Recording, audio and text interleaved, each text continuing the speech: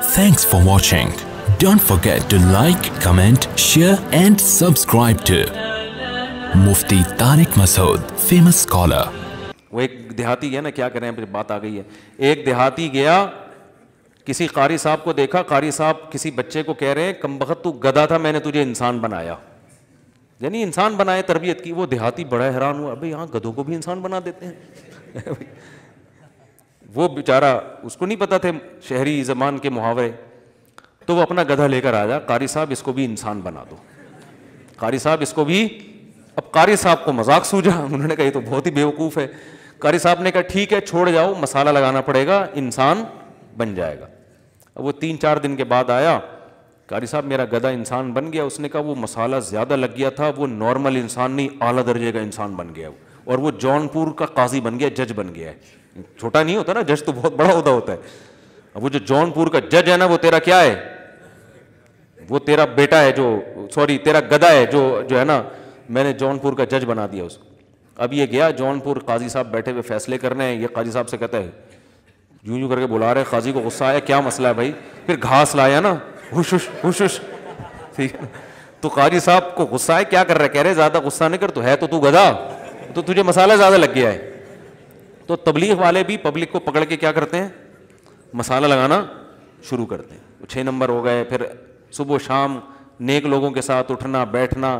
تو جنید جمشید کو بھی حضرت مولانا نے مسالہ لگا کے بہت زیادہ مسالہ, یہ 30 دفعہ جو مسالہ لگا نا, ٹھیک ہے نا, اس میں پپیتا بھی لگایا انہوں نے, ٹھیک. تو وہ پھر توبہ کر لی اس نے سچی, اور موت کس پر ہوئی ہے, توبہ پر. کتنی بڑی فضیلت ہے یار. حدیث میں آتا ہے عمل کا مدار خاتمے پر ہے. اگر وہ اسی داڑھی کٹائی ہوئی حالت میں جہاز کریش ہو جاتا تو برے عمل پر موت ہوتی. وہ جو 2 دفعہ داڑھی رکھی وہ قبول نہ ہوتی, لیکن جب موت ہوئی ہے تو داڑھی بڑھ چکی تھی, تو وہ 2 دفعہ جو رکھ کے کٹائی ہے وہ معاف ہو گیا, کیونکہ حدیث میں آتا ہے عمل خاتمے پر ہے, کہ اینڈ کیسا ہوا ہے آپ کا. کتنا بڑا مولانا کا احسان ہوا نا, ایسے پتہ نہیں کتنے لوگوں کی ہدایت کا ذریعہ بنے. تو بھائی اگر کچھ چیزوں میں وہ آپ کی پالیسیوں سے ہٹ کے چل رہے ہیں, آپ کو عمران خان اچھا نہیں لگتا, بہت سے لوگوں کو نہیں لگتا, تو اگر وہ چلے گئے دین کی تبلیغ کے لیے اور اس کو جو ہے نا کچھ تعریفی کلمات کہہ دیے جو ان کی رائے میں صحیح ہوں گے, دوسروں کی رائے میں صحیح نہیں ہوں گے, تو ہر آدمی دوسرے کے بارے میں اپنی رائے قائم کرتا ہے نا. تو آپ کہہ دو بھائی, زیادہ زیادہ یہ کہہ دو مولانا نے یہ اچھا نہیں کیا, عمران خان کو تو ہم پسند نہیں کرتے, خام خواہ میں جا کے اس کی تعریفیں کر دی, بس اتنا کافی ہے. اتنا اعتراض بولو بھائی کافی ہے کہ یار یہ مولانا کا مجھے ادا اچھی نہیں لگی. باقی اس حیثیت سے کہ وزیر اعظم سے ملنا, اس پہ تو آپ اعتراض کر ہی نہیں سکتے. نبی صلی اللہ علیہ وسلم نے بادشاہوں کے پاس صحابہ کو بھیجا ہے, نجاشی کے پاس پناہ کے لیے صحابہ کو بھیجا ہے. یہ نہیں کہا کہ ہم جاؤ عیسائی بادشاہ ہے ہم کسی کی مدد نہیں لیتے. عبداللہ بن مسعود جیسے صحابی نجاشی کے پاس گئے ہیں پناہ لینے کے لیے, اور پھر اس کو محبت سے تبلیغ بھی کی ہے. حضرت جعفر طیار نے قرآن کی آیتیں پڑھی, مسلمان ہو گیا وہ. اگر وہ یہ کہتے نجاشی کون ہے, وہ تو عیسائی بادشاہ, ہم تھوڑی جائیں گے کسی کے پاس. ہرقل کے پاس خط بھیجا, سفیر گئے ہیں. تو ہمیں سیرت میں دونوں پہلو ملتے ہیں, استغنا بھی ملتا ہے اور سرداروں کو قریب کرنے کے. نبی نے سرداروں کے پاس بھی گئے آپ صلی اللہ علیہ وسلم, صحابہ بھی گئے ہیں. تو میں مجدد الفسانی رحمۃ اللہ علیہ کا بتا رہا تھا کہ انہوں نے بہت سے علماء نے فتوے دیے کہ یہ جناب اکبر بادشاہ ایسا ہے, یہ کافر ہو گیا, نکاح ٹوٹ گیا وغیرہ وغیرہ. انہوں نے کہا بھائی سارا حکومت اسی کے ہاتھ میں ہے, تو اگر ہم اس سے محبت دیں گے, اس کے قریب جائیں گے تو بہت کچھ کروا سکتے ہیں, اور اس طرح کا اگر ہمارا رویہ رہا تو اس سے ہندوستان میں شر کے علاوہ کچھ بھی نہیں پھیلے گا. مزید یہ علماء سے دور ہو جائے گا, سب وہ جلال الدین تو یہاں تک آ جاتا کہ وہ سب کو لٹکا دیتا. مجدد الفسانی رحمۃ اللہ علیہ نے لوگوں کی تانوں کی پرواہ نہیں کی اور بادشاہوں کے قریب گئے, شہزادوں کے قریب گئے. یہاں تک ایک شہزادے سے کہا کہ میں ضمانت دیتا ہوں میں اس وقت تک جنت میں نہیں جاؤں گا جب تک تجھے نہ لے کے جاؤں اپنے ساتھ.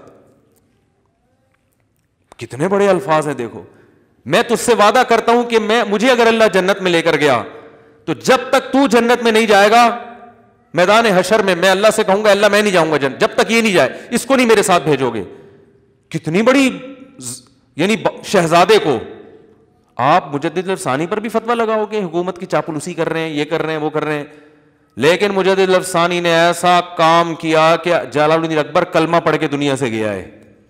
اس کی ساری تاریخ آپ کو خراب ملے گی, اینڈ بہت اچھا تھا اس کا. اس کی اولادوں میں عالمگیر بادشاہ پیدا ہوئے ہیں جنہوں نے ہندوستان کو امن سے بھر دیا, اور کتنی زبردست حکومت کی, اور کیسے نیک ٹوپیاں بن کے اپنا گزارا کرتے تھے عالمگیر. ٹوپیاں بیت المال سے تنخواہ نہیں لیتے تھے, ٹوپیاں بنا. بادشاہ ہندوستان کا جس میں برما بھی آتا تھا, جس میں بنگلہ دیش بھی پاک, اتنی بڑی سلطنت جس کو انگریز سونے کی چڑیا کہتا ہے, اور اس کا بادشاہ کیا کر رہا ہے, ٹوپیاں بن کے. تو یہ مجدد الافسانی کی محنت تھی. تو میرے بھائی جو علماء حکمرانوں کے پاس جا رہے ہیں ان کو سمجھانے, اپنے دنیاوی مفاد کے لیے نہیں, ان علماء کی قدر کرو کہ جو فرض کفایہ ہے وہ یہ ادا کر رہے ہیں, اور قوم کی ملامت بھی لے رہے ہیں. تو ان چیزوں سے کچھ بھی حاصل نہیں ہوتا. تو بدگمانی, آپ کو حضرت کی مولانا طارق جمیل صاحب کی کسی پالیسی سے اختلاف ہے, ہو سکتا ہے, میں یہ تھوڑی کہہ رہا ہوں کہ وہ ان سے کوئی غلطی ہو ہی نہیں سکتی, 100% ہو سکتی ہے, انسان ہے, بشر ہیں, علمی لحاظ سے بھی غلطی ہو سکتی ہے, عملی لحاظ سے بھی غلطی ہو سکتی ہے, لیکن کسی کی خوبیاں بھی دیکھو اور اس کی خامیاں بھی. ایسا نہ ہو کہ خامی کے وقت اس کی تمام خوبیوں کو نظر انداز کر دیں, یہ نہیں ہو سکتا بھائی. اس کی وہ خوبیوں کو دیکھ کر اس کی خامیوں کو آپ نے بیان کرنا ہے. اول تو ضرورت کیا ہے, آپ سے کون پوچھ رہا ہے کہ صحیح کیا کہ غلط کیا؟ ضروری ہے کہ تبصرہ کرو. کوئی آپ سے پوچھ رہا ہے کہ اچھا کیا کہ برا کیا؟ مجھ سے لوگ کہتے ہیں اچھا کہ, میں کہا مجھ سے تو پوچھ کے نہیں کیا بھائی, اب انہیں سے پوچھو اچھا کیا کہ برا کیا. تو اگر غلط بھی کیا ہے تو زیادہ زیادہ اتنا کہ یار مولانا کی اس پالیسی سے ہمیں کیا ہے, اختلاف ہے, یہ نہیں کرنا چاہیے تھا, بس ختم. لیکن وہی بات ہے, جب تک تعریفوں میں مبالغہ کر کے آسمان تک نہ پہنچا دیں اپنے لیڈروں کو, اور دوسرے جو آپ کی سیاست کے میں آپ کے خلاف ہے اس کو تحت ثری نہ پہنچا دینا زمین کے پستیوں میں, اس وقت تک کھانا ہضم نہیں ہوتا, سکون نہیں ملتا. یوٹیوب اور فیس بک پہ, اور فیس بک پہ یہ یوٹیوب سے بھی زیادہ ہے,